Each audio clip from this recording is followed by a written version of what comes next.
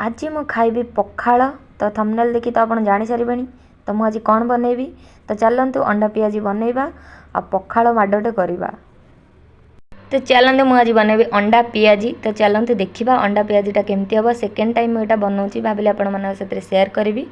तो चलतु देखिबा केमती बनु।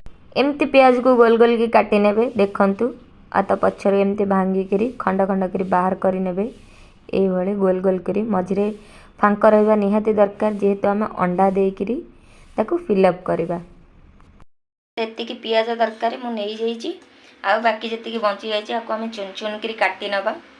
ये मु टमाटो कंचा लंका पियाज को चुन चुन काटी नहीं। ये मुझे नहीं अंडा ए ढालदबा। एबे लुण पकेबा। एबे हल्दी पकेबा। एबे काश्मीर रेड चिली दबा। मिक्स करबा। एबे मु तावा बसई सारी। एबे तावा तातिया पई वेट करबा। ये तावा ताती गलानी। एबे तेल दबा।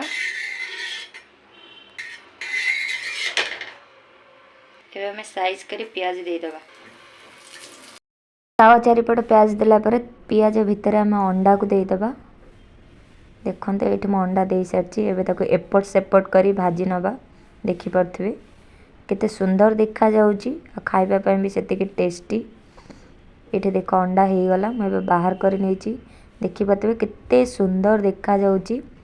एबे मैं आपको लगे पखाल खाइबी। खाइबा पई पखाल तो बहुत ही टेस्टी। आम सेम प्रोसेस रे पियाज देकी पियाज भीतर अंडा देकी सब गुड़ाक भाजी नबा। ये देख हो गला मोर रेडी। एबे मु जाउची आग को माडी खाइबी पखाल बाड़ी। मोर पखाल आसीगला आ अंडा पियाजी आसीगला। ओहो हो आ ये जो शांति यार जो मजा कहीं पड़ी थरे बनातु खातु कमेंट रे निहाती जणा। ओहो हो देखि पाते पखालर को भाया साउंड। तो आपन वीडियो भल लगे लाइक कमेंट शेयर सब्सक्राइब निहाती करंतु।